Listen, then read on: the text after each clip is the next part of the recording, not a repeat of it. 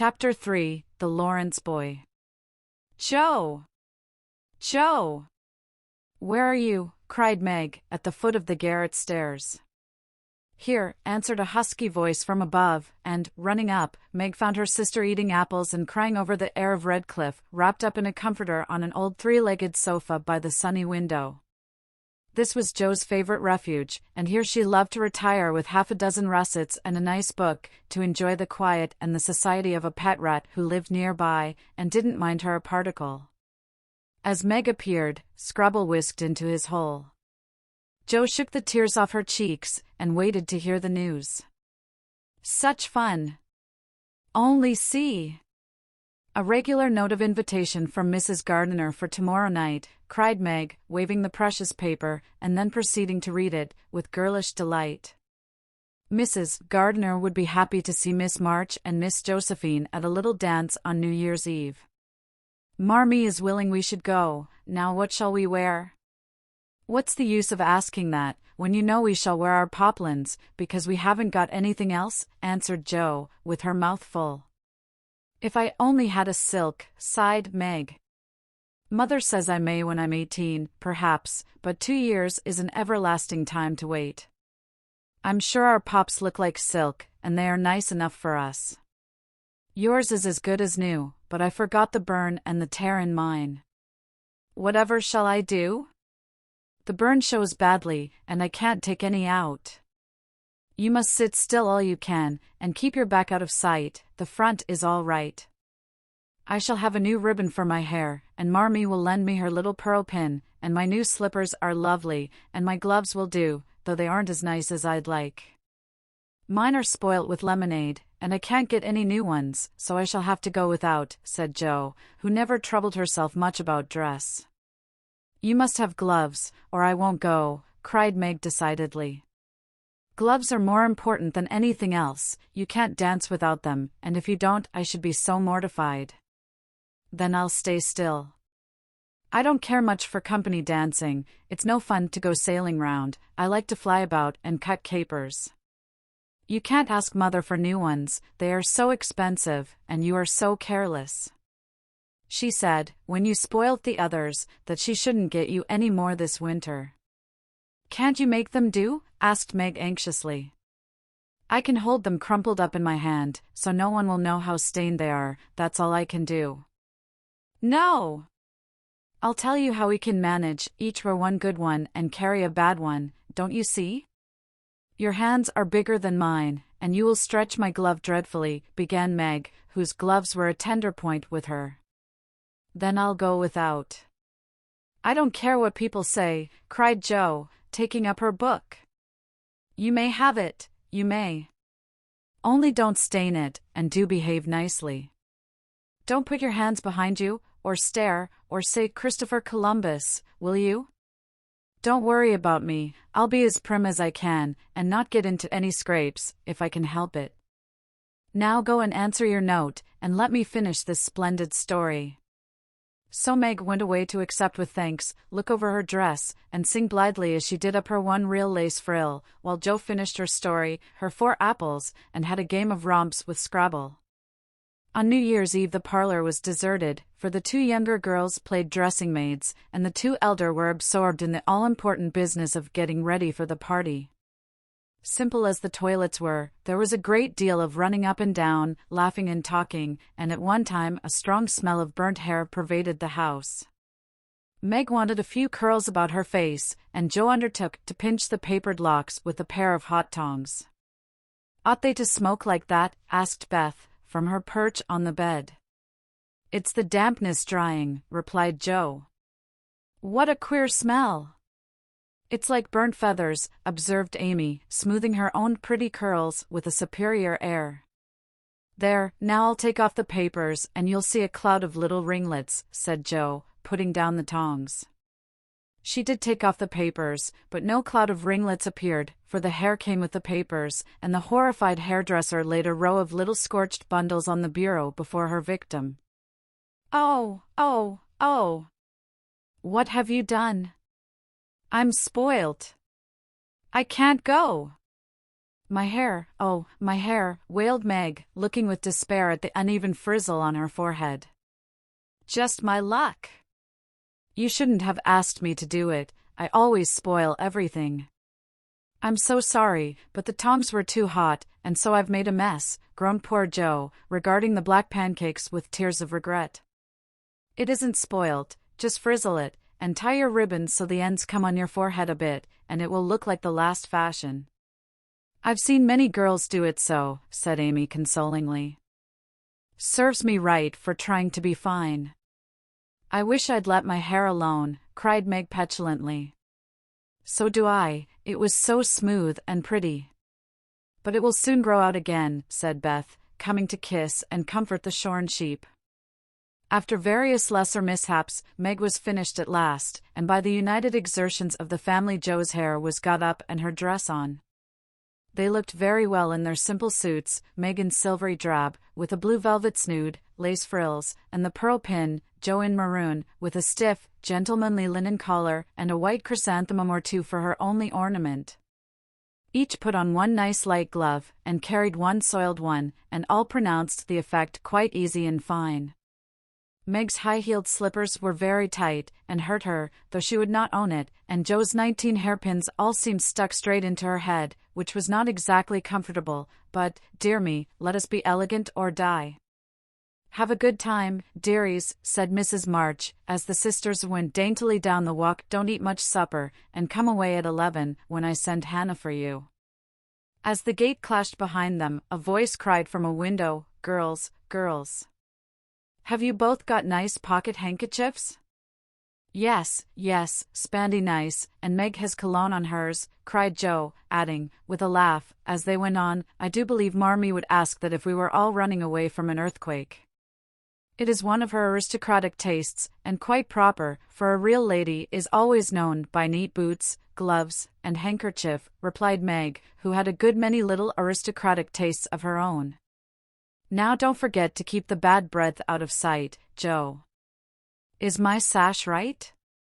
And does my hair look very bad? Said Meg, as she turned from the glass in Mrs. Gardiner's dressing room, after a prolonged prink. I know I shall forget. If you see me doing anything wrong, just remind me by a wink, will you? Returned Joe, giving her collar a twitch and her head a hasty brush. No, winking isn't ladylike. I'll lift my eyebrows if anything is wrong, and nod if you are all right. Now hold your shoulders straight, and take short steps, and don't shake hands if you are introduced to anyone, it isn't the thing. How do you learn all the proper ways? I never can. Isn't that music gay? Down they went, feeling a trifle timid, for they seldom went to parties, and, informal as this little gathering was, it was an event to them. Mrs. Gardiner, a stately old lady, greeted them kindly, and handed them over to the eldest of her 6 daughters. Meg knew Sally, and was at her ease very soon, but Joe, who didn't care much for girls or girlish gossip, stood about, with her back carefully against the wall, and felt as much out of place as a colt in a flower garden. Half a dozen jovial lads were talking about skates in another part of the room, and she longed to go and join them, for skating was one of the joys of her life. She telegraphed her wish to Meg, but the eyebrows went up so alarmingly that she dared not stir. No one came to talk to her, and one by one the group near her dwindled away, till she was left alone. She could not roam about and amuse herself, for the burnt breath would show, so she stared at people rather forlornly till the dancing began. Meg was asked at once, and the tight slippers tripped about so briskly that none would have guessed the pain their wearer suffered smilingly.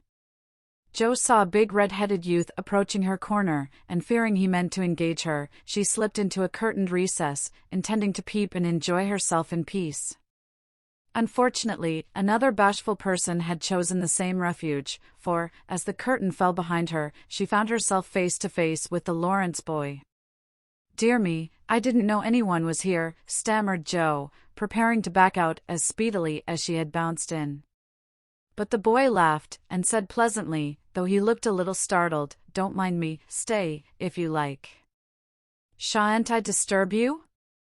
Not a bit, I only came here because I don't know many people, and felt rather strange at first, you know. So did I. Don't go away, please, unless you'd rather. The boy sat down again and looked at his pumps, till Joe said, trying to be polite and easy, I think I've had the pleasure of seeing you before. You live near us, don't you? Next door, and he looked up and laughed outright, for Joe's prim manner was rather funny when he remembered how they had chatted about cricket when he brought the cat home. That put Joe at her ease, and she laughed too, as she said, in her heartiest way, we did have such a good time over your nice Christmas present. Grandpa sent it. But you put it into his head, didn't you, now?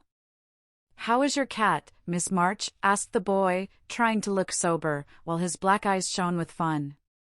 Nicely, thank you, Mr. Lawrence, but I am not Miss March, I'm only Joe, returned the young lady. I'm not Mr. Lawrence, I'm only Laurie. Laurie Lawrence, what an odd name.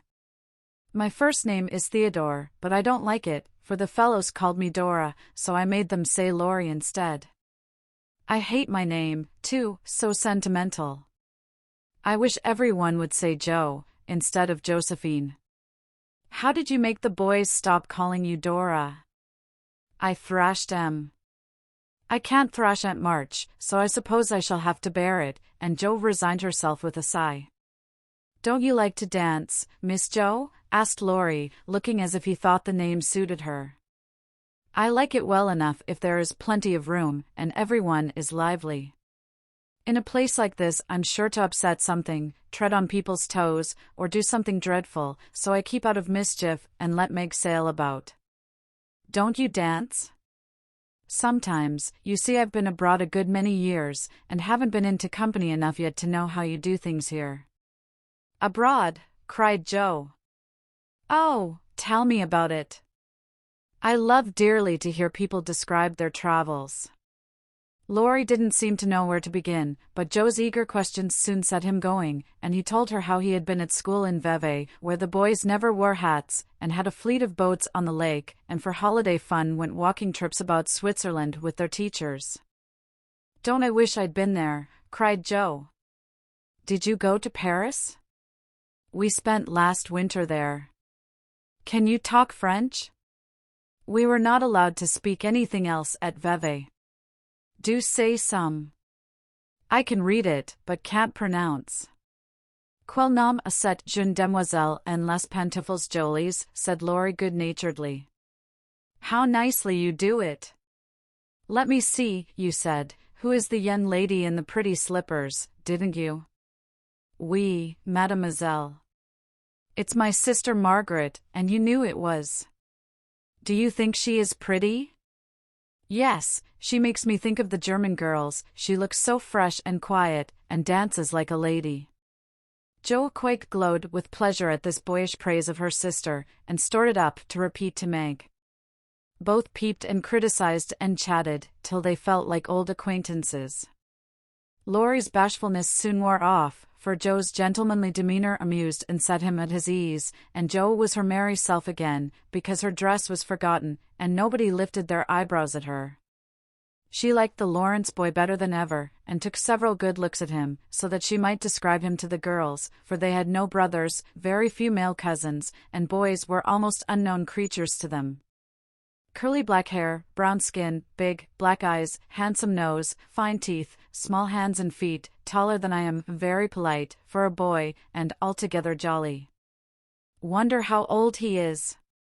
It was on the tip of Joe's tongue to ask, but she checked herself in time, and, with unusual tact, tried to find out in a roundabout way. I suppose you are going to college soon? I see you pegging away at your books. No, I mean studying hard, and Joe blushed at the dreadful pegging which had escaped her. Laurie smiled, but didn't seem shocked, and answered, with a shrug, not for a year or two, I won't go before 17, anyway. Aren't you but 15? Asked Joe, looking at the tall lad, whom she had imagined 17 already. 16, next month. How I wish I was going to college. You don't look as if you liked it. I hate it. Nothing but grinding or skylarking. And I don't like the way fellows do either, in this country. What do you like? to live in Italy, and to enjoy myself in my own way. Joe wanted very much to ask what his own way was, but his black brows looked rather threatening as he knit them, so she changed the subject by saying, as her foot kept time, "That's a splendid polka. Why don't you go and try it?" "If you will come too," he answered, with a gallant little bow. "I can't, for I told Meg I wouldn't, because," there Joe stopped, and looked undecided whether to tell or to laugh. "Because what?" asked Laurie curiously. "You won't tell?" "Never." "Well, I have a bad trick of standing before the fire, and so I burn my frocks, and I scorched this one, and, though it's nicely mended, it shows, and Meg told me to keep still, so no one would see it. You may laugh, if you want to, it is funny, I know." But Laurie didn't laugh, he only looked down a minute, and the expression of his face puzzled Joe, when he said very gently, "Never mind that, I'll tell you how we can manage. There's a long hall out there, and we can dance grandly, and no one will see us. Please come?" Joe thanked him, and gladly went, wishing she had 2 neat gloves, when she saw the nice, pearl-colored ones her partner wore. The hall was empty, and they had a grand polka, for Laurie danced well, and taught her the German step, which delighted Joe, being full of swing and spring. When the music stopped, they sat down on the stairs to get their breath, and Laurie was in the midst of an account of a students' festival at Heidelberg, when Meg appeared in search of her sister. She beckoned, and Joe reluctantly followed her into a side room, where she found her on a sofa, holding her foot, and looking pale. "I've sprained my ankle. That stupid high heel turned, and gave me a sad wrench. It aches so, I can hardly stand, and I don't know how I'm ever going to get home," she said, rocking to and fro in pain. "I knew you'd hurt your feet with those silly shoes." "I'm sorry. But I don't see what you can do, except get a carriage, or stay here all night," answered Joe, softly rubbing the poor ankle as she spoke. "I can't have a carriage, without its costing ever so much. I dare say I can't get one at all, for most people come in their own, and it's a long way to the stable, and no one to send." "I'll go." "No, indeed. It's past 9, and dark as Egypt. I can't stop here, for the house is full. Sally has some girls staying with her. I'll rest till Hannah comes, and then do the best I can." "I'll ask Laurie, he will go," said Joe, looking relieved as the idea occurred to her. "Mercy, no. Don't ask or tell anyone. Get me my rubbers, and put these slippers with our things. I can't dance any more, but as soon as supper is over, watch for Hannah, and tell me the minute she comes. They are going out to supper now. I'll stay with you, I'd rather." "No, dear, run along, and bring me some coffee. I'm so tired, I can't stir." So Meg reclined, with rubbers well hidden, and Joe went blundering away to the dining room, which she found after going into a china closet, and opening the door of a room where old Mr. Gardiner was taking a little private refreshment. Making a dart at the table, she secured the coffee, which she immediately spilt, thereby making the front of her dress as bad as the back. "Oh, dear, what a blunderbuss I am," exclaimed Joe, finishing Meg's glove by scrubbing her gown with it. "Can I help you?" said a friendly voice, and there was Laurie, with a full cup in one hand and a plate of ice in the other. "I was trying to get something for Meg, who is very tired, and someone shook me, and here I am, in a nice state," answered Joe, glancing dismally from the stained skirt to the coffee-colored glove. "Too bad. I was looking for someone to give this to. May I take it to your sister?" "Oh, thank you. I'll show you where she is. I don't offer to take it myself, for I should only get into another scrape if I did." Joe led the way, and, as if used to waiting on ladies, Laurie drew up a little table, brought a second installment of coffee and ice for Joe, and was so obliging that even particular Meg pronounced him a nice boy. They had a merry time over the bonbons and mottos, and were in the midst of a quiet game of buzz, with 2 or 3 other young people who had strayed in, when Hannah appeared. Meg forgot her foot, and rose so quickly that she was forced to catch hold of Joe, with an exclamation of pain. "Hush! Don't say anything, she whispered, adding aloud, it's nothing. I turned my foot a little, that's all, and limped upstairs to put her things on. Hannah scolded, Meg cried, and Jo was at her wits' end, till she decided to take things into her own hands. Slipping out, she ran down, and, finding a servant, asked if he could get her a carriage. It happened to be a hired waiter, who knew nothing about the neighborhood, and Jo was looking round for help, when Laurie, who had heard what she said, came up, and offered his grandfather's carriage, which had just come for him, he said. It's so early. You can't mean to go yet, began Jo, looking relieved, but hesitating to accept the offer. I always go early, I do, truly. Please let me take you home? It's all on my way, you know, and it rains, they say. That settled it, and, telling him of Meg's mishap, Jo gratefully accepted, and rushed up to bring down the rest of the party. Hannah hated rain as much as a cat does, so she made no trouble, and they rolled away in the luxurious close carriage, feeling very festive and elegant.